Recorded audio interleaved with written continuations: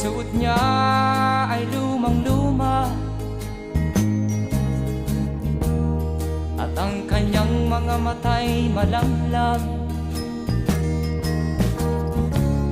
Panaag mo sa kanyang mukha ang kahirapan.